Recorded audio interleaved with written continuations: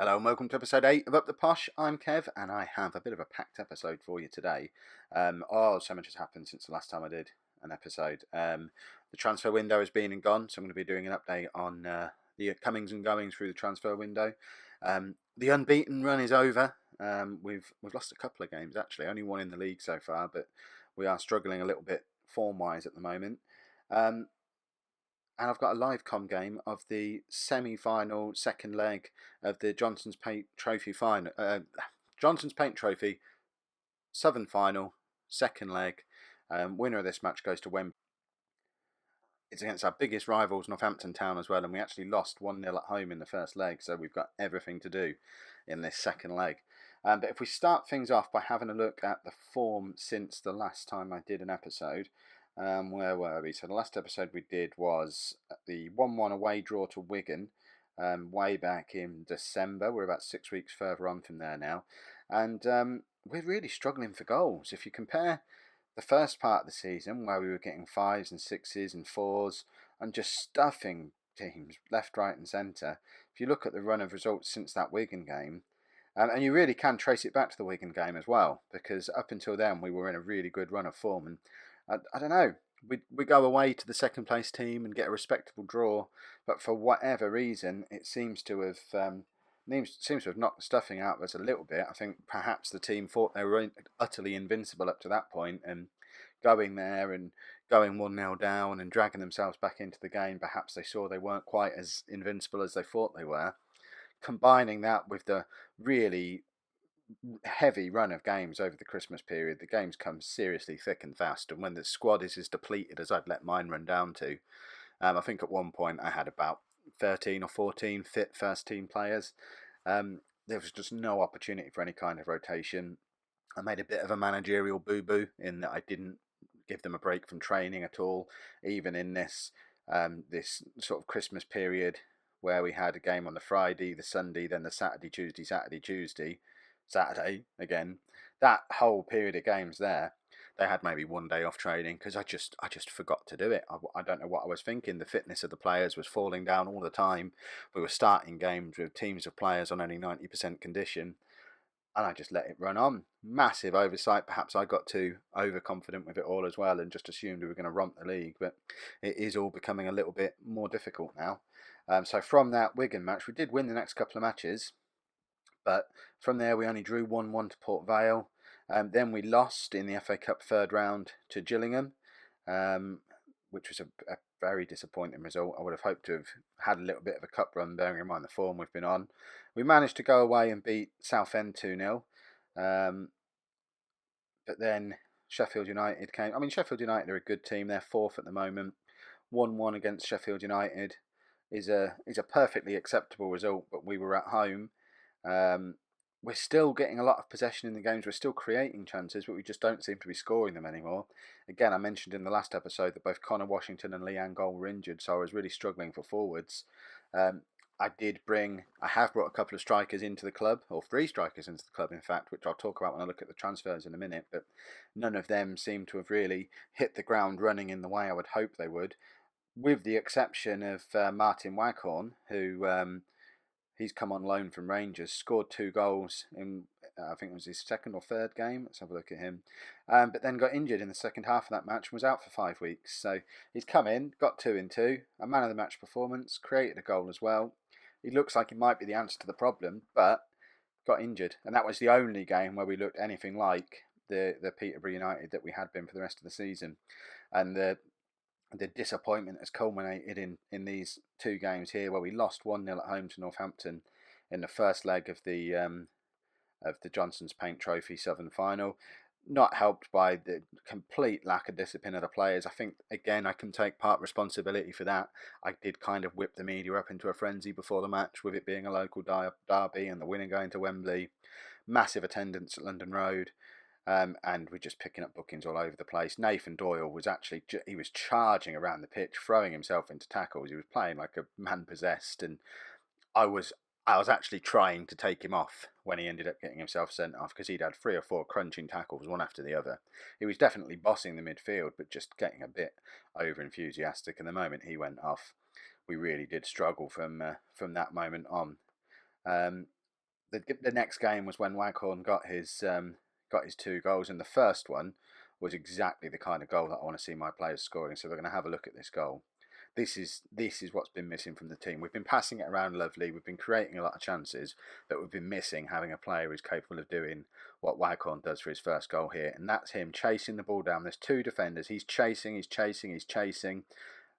Slightly short back pass, and he just chases that all the way. He was chasing that ball down from the halfway line, and absolutely earned his goal. That's what I want from my strikers, being able to do that kind of thing. But as I say, he scored again a minute later, and then got injured 10 minutes after that. So back to the drawing board a little bit, and then our last game before the live come today was our first league defeat of the season, and we just didn't really create anything. Again, we're dominating possession, but just nothing happening.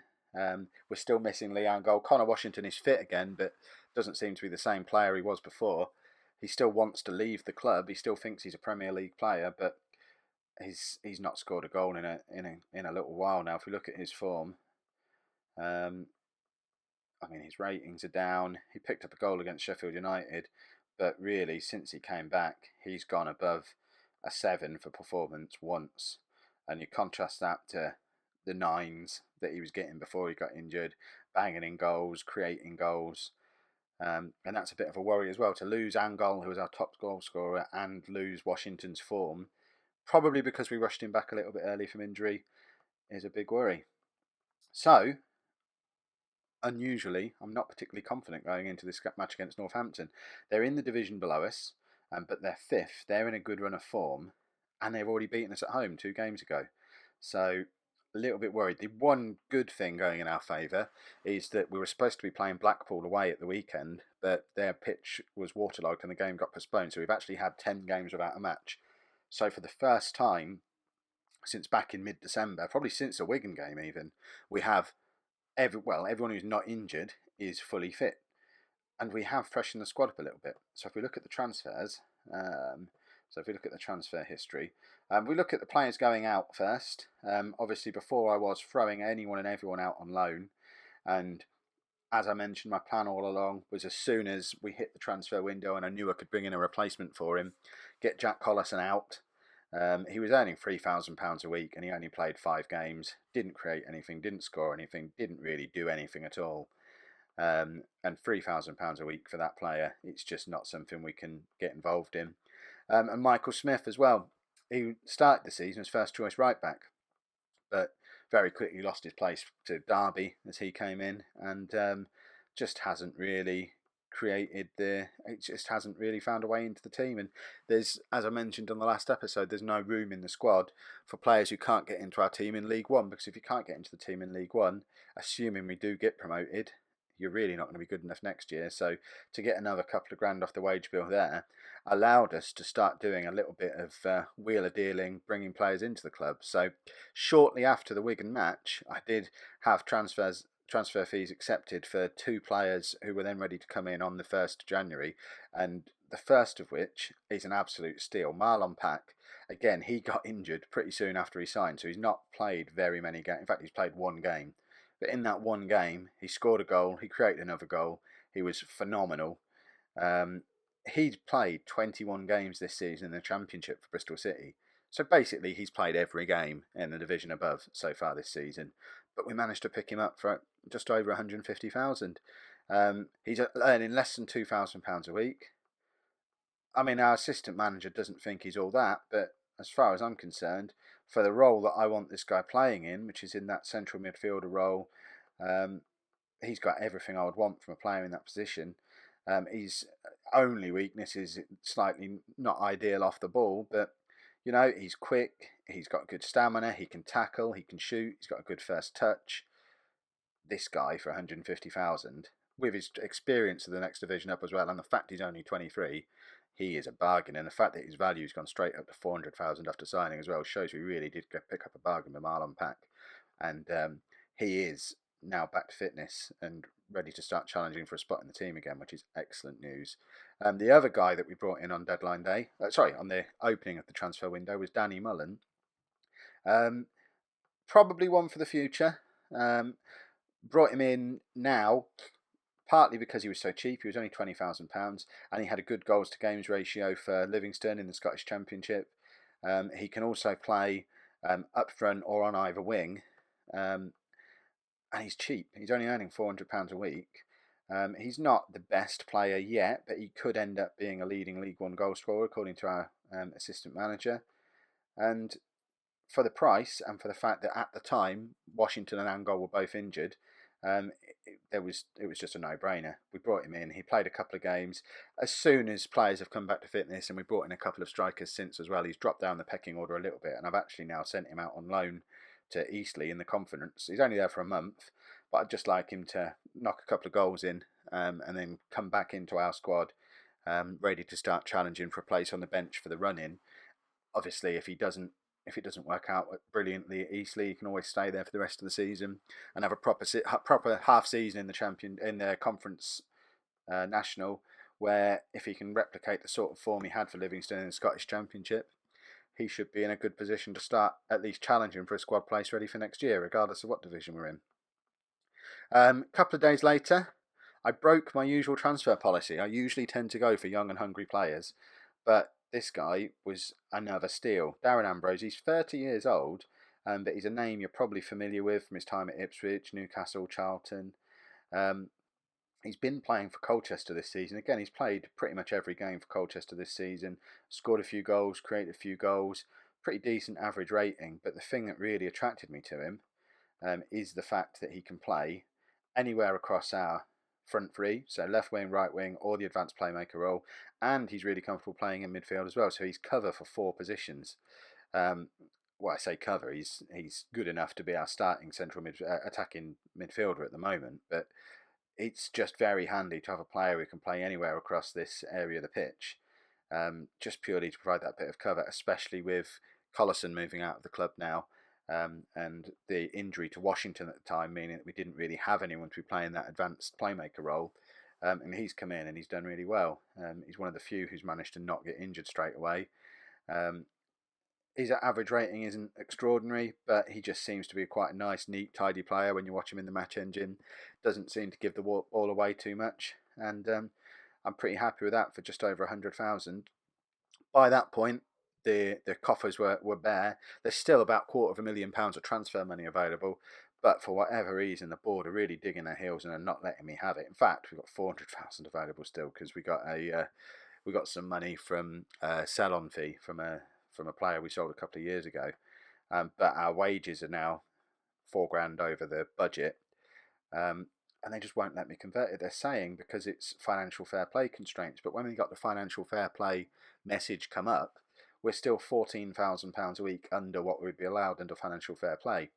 So why they won't let me just have another 5 or 10 grand on this wage budget to help with this promotion push, I have no idea at all. There's a couple of players I'd love to bring in on free transfers, but just can't because we can't offer them any money. Sean Barker is the obvious one, the guy who was a Derby defender last season, coming back from a long injury, but he's a championship defender, and we just can't bring him in because we haven't got any money to give him. He only wants a couple of grand a week as well, but I had him on trial for a month, playing lots of reserve games and getting his fitness back, and I would love to be able to slot him into the side, but nothing happening. The board are not going to let me do it.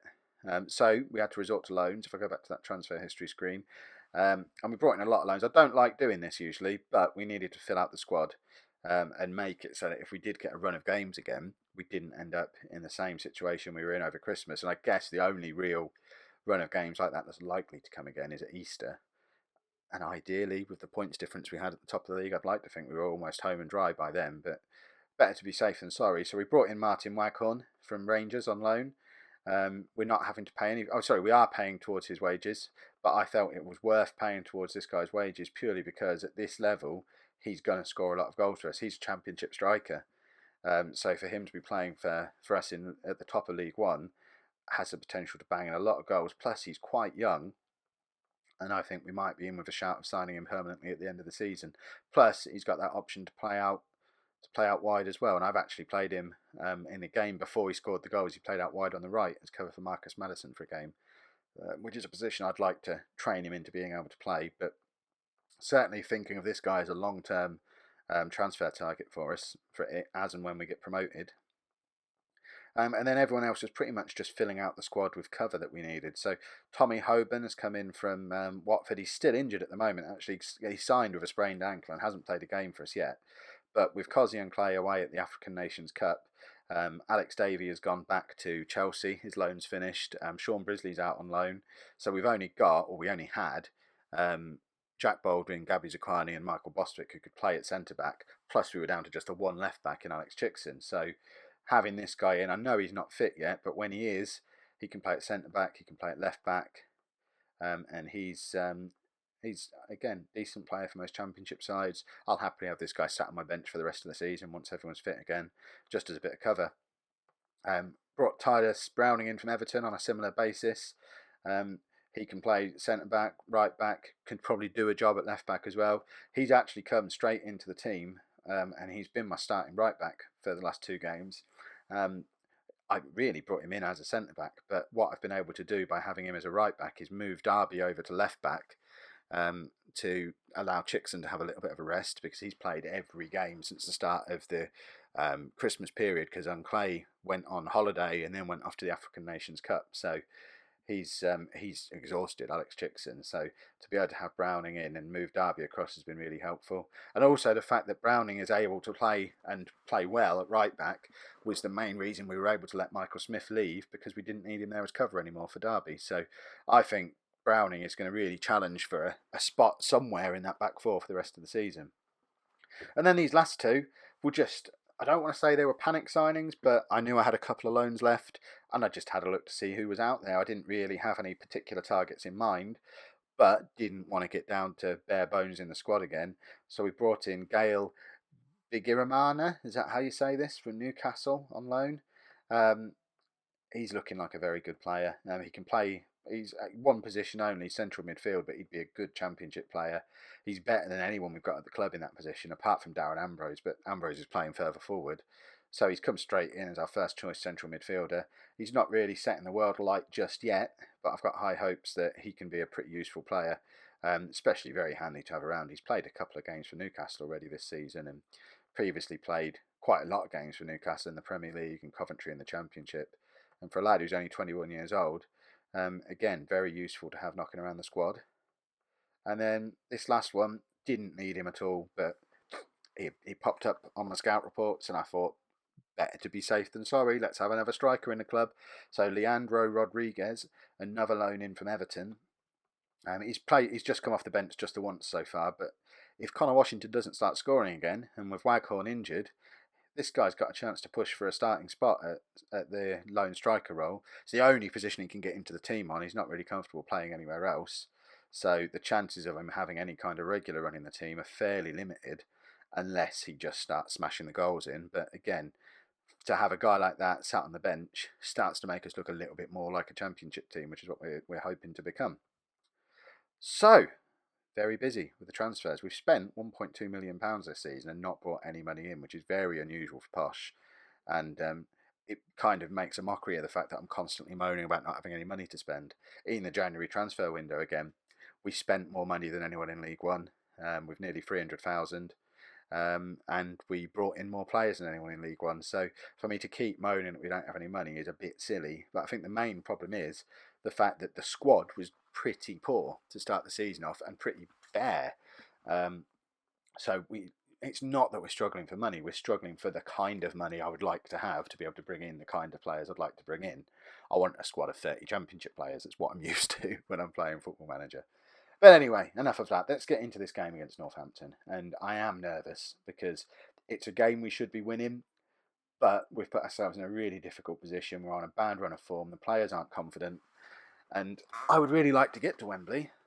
It would be really cool in the first season, especially with this being a YouTube series. It'd be really cool to have a Wembley final and have the potential to pick up a league and cup double at this level. But I just don't think we're going to do it. And it's worrying.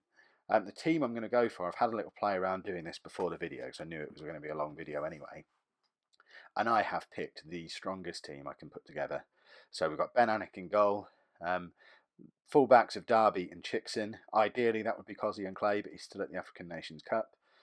First choice centre-back pairing of Zaquani and Baldwin, which means Tyler Browning's having to drop down to the bench, but he's only played a couple of games for us. This is a big game against our local rivals. I wanted players who'd been around the club a little bit longer, who could perhaps know the significance of that. Which is also part of my thinking behind playing Jermaine Anderson in midfield alongside Birigama, or Bijirimana. We'll call him Gale. Let's call him Gale. I could have had Bostwick there. I could have put Chris Forrester there. But Jermaine Anderson's a Peterborough youth player. He's the only one in the squad with Unclay not available. So, local derby in a big final, it was a no-brainer. He had to be in the team. And then, attacking-wise, this is the strongest attack I can put out at the club at the moment. Regardless of injuries, I know Angol's still not quite fully fit, but even if he was, I'm not sure he'd get into the team. I'm not sure which one of these 4 players I'd drop. Madison and Taylor have been in fantastic form all season. Taylor's just coming back from an injury, which is why he's not fully match fit. But if today's the day he clicks again, he'll be a match winner by himself. Darren Ambrose is just class at this level, at this club. So he needs to play somewhere. If I was trying to squeeze another striker in like Angol or Rodriguez, I would probably drop Ambrose back into midfield and bring Washington further back. But that would mean dropping Anderson or Gale. And I don't really want to drop either of them. So that's why we're keeping Ambrose further forward at the moment. Plus, with him being a little bit older, it means he doesn't have to run about as much. He can just hover around and knock passes around for these 3 players, which is exactly what that role is supposed to be about. And then Connor Washington up front on his own, struggling for goals, as I say, partly because he's kind of made it clear he doesn't want to be at the club. That's what his slight concern is. And partly because I think he's better suited to that role. But when we don't have a better option as an out-and-out striker, and the only other way would be to bring in Rodriguez and drop Washington altogether, I don't see that I can drop Connor Washington for a game like this with the season that he's had. My assistants picked the bench. It's a fairly obvious bench. The only slight decision to make there was would I have Rodriguez or Angol, but with Angol coming back from injury and being our main goal threat all season, I don't really want to risk him at this stage. We'll save him for the league and bring him back probably at the weekend. So let's submit this team. And we are favourites, but are we enough of a favourite to be able to overturn the 1-0 that we lost by in the first leg? Yes, we need to keep 11 players on the pitch. That's why we lost the first leg. Right, let's see what Gary Breen has got to say about opposition instructions. Hopefully tighten things up defensively. I imagine if I was Northampton, I would just be setting out to just try not to concede a goal. They'll see that we're not in good goal scoring form, and all they need to do is defend and stop us scoring. And I'm a little bit worried we might not be able to break them down if they do that. The absolute disaster, of course, will be if they pick up a goal. But we'll see how we get on. Oh, go on, Connor. Just stick this in now. Oh, see, now, earlier in the season, that would have just been a goal. There'd have been no dispute. That would have been straight in the back of the net, even 10 games ago. So that's really unfortunate that he just floated that straight over the bar. Come on, Connor. We need to do a little bit better than that. Again, Madison and Taylor have both had some of their trademark chances. Madison usually scores those free kicks, and that is a disaster. I know there's only 12 minutes on the clock. I don't know if there's any coming back from this, though. This is... and it's poor. We're conceding from a corner against a team in division below us. We're 12 points clear at the top of League One. And we're conceding sloppy goals like that to a League Two team. I don't know where it's all gone wrong. But we've had 2 clear-cut chances already and not scored either of them. And I'm running out of ideas. I don't know who to bring on. What do I do? Surely our whole season can't fall apart. But, Marcus Maddison, that's a lovely goal. That could be the thing that brings us back into it. And as I was saying, let's just watch this goal going in 3D. That's beautiful there. He's made that defender look like a League Two defender there. That was an excellent finish. And straight into the net to pick the ball up and get on with the match as well. Good attitude. But no, what I was saying is this is potentially pivotal for our season because the fans, the players, the board, they all want to beat Northampton. They all want to go to Wembley. If we can pull it off, that's going to give us the confidence to go on and sort our league form out. If we lose this match as well, on the form that we've been on in the last 3 or 4 games, we shouldn't be conceding 2 goals. If we lose this match, it's really going to hammer the confidence and the kind of feel-good factor that had been around the whole club, the fans, the board, in the early part of the season. And that's another sloppy goal to concede. We've got two players there who really should have been closing down their forward. And we need a couple of goals and fast. I want to be going in the lead in this match.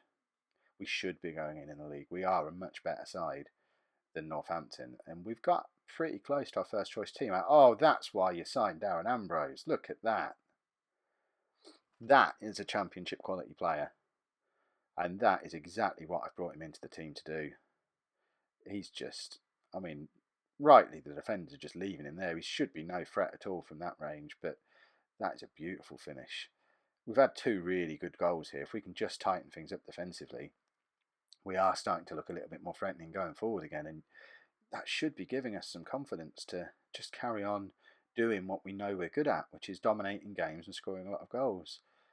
We shouldn't be having a high scoring game against such a weak side. But they're going to score again here, and that's just ridiculous. Oh, that's some good goalkeeping and some good defending. But Northampton shouldn't be creating two clear-cut chances against us. We should be dominating them. We should be creating more chances. We should have more possession. We're making hard work of this, and it's a worry. All right, go on. Let's have a goal from this corner to go in the lead at half time. Oh, so close. Go on, from this one then. Let's score from this one. John Taylor would have scored that before his injury. Right. Yes, go and avenge what happened last time we played him. Go and express yourself. I agree with all of that. Let's go and stuff him. The last thing we want is extra time as well. With the form we've been in the league, we need our players fit for the weekend. So, do you have away goals in the Johnson's Paint Trophy? You'd think that'd be the sort of thing I'd look up in advance, but is one goal enough, or does that just take us to extra time? I don't know. I guess we'll find out. If you do know, feel free to pop that in the comments and let me know. I guess we'll find out if we do score one more, but it'd be interesting to know. It's the sort of thing I'll forget to Google after the match as well. So let me know in the comments if you have away goals in the Johnson's Paint Trophy. Come on, Connor Washington. That is the third clear-cut chance of the match. Two of them have fallen to that man.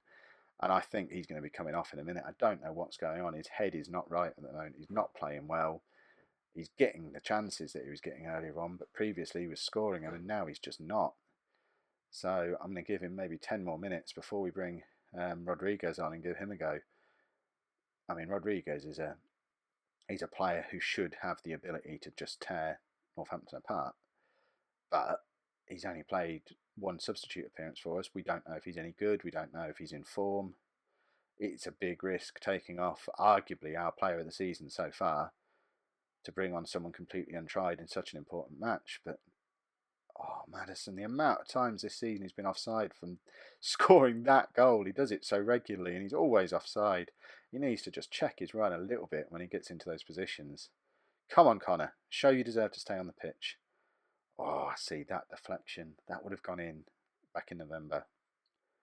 John Taylor is the shortest player in our side, and I need to stop him being the man who's at the near post for these corners because, Marcus Maddison, what a free kick. He wants to go to Wembley. This is an excellent performance from him, and this is a superb free kick.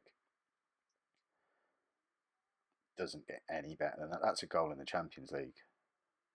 That's superb. Right, now we just need to hold on. I really wish I was live streaming now so someone could tell me if we need another goal or not. I could pause and look it up, but I feel like that's probably taking it a little bit too far. We're just going to go for it and try and get another goal and make it so it doesn't matter. I still think I'm leaning towards taking off Connor Washington in a minute. He's just not doing anything. Oh, Maddison's done it again. And he's offside again. It's that same position where he could have had 25 goals this season if he just started from half a yard further back when Connor Washington gets the ball in that position.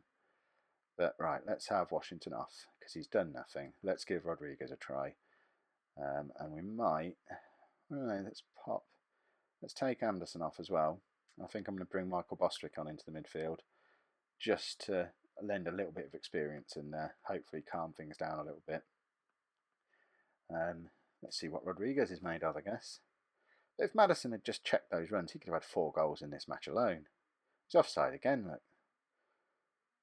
And is there a coaching option for coaching people to stay on side? We need to look into that one, I think. Right. Come on, lads. Let's just pick up another goal just to make sure. Oh, what's happened there? Something off the ball. They're going to get a player sent off here. I have no idea what just happened. But the ball was nowhere near that incident, and they've just had a play. That was a straight red, even though he already had a yellow card. And that, hopefully, is that. If we can stick this free kick in, there's no coming back with 10 men, surely.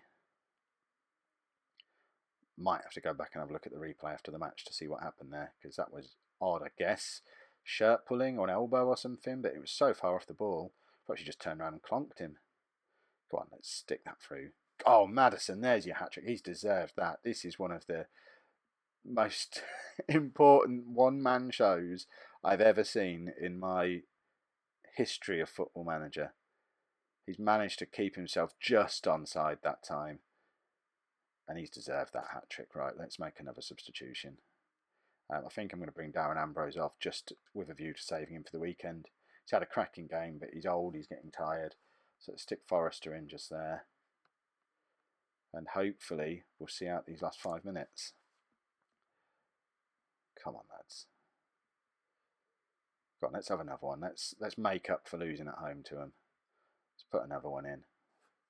Certainly not even thinking of going defensive. It's not the style of this Posh team at all. And we need to get some goals to get back into the feeling of being able to put 4, 5, 6 goals past teams. Because it's what we were doing earlier in the season. This could be the confidence booster that we need as long as we don't concede another goal. We're getting too sloppy at the back. It might be time to give Gazzaniga another turning goal. He had a run of 5 or 6 games there earlier in the season, so perhaps just to shake things up a little bit at the back and maybe bring Browning, is it? The lad I signed from Everton? I can't remember his name. So I think it's Tylus Browning or something along those lines. Yeah, Tylus Browning. Give him a go maybe next game, just to, again, mix things up a bit at the back. We're conceding too many goals. It is nice to see the fact, though, that we are starting to assert some possession on this match. Now, I know we've got 11 against 10, but we've created more chances than them, but we've got 56% possession now, which is starting to get back to the kind of level we were at before that Christmas run. 455 passes, we've completely outpassed them, and there you go, a 4-2 win. Finally, the season starts to come back together, and it looks like we're going to have a Wembley final for me to do a live come on in an episode or two's time, which is all good stuff. Excellent.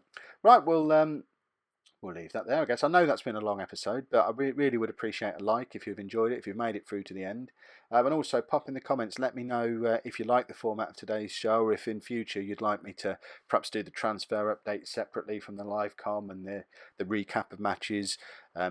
We really are in the early days of this channel, so any feedback on what I'm doing well, what you'd like me to change, I'd appreciate all of it. I respond to all my comments, and it will start to help to shape the FM15 save that I'm putting plans in place for as well. So please make sure you use the comments, give us a like if you've enjoyed it, and obviously a subscribe would be fantastic. Thanks very much for watching.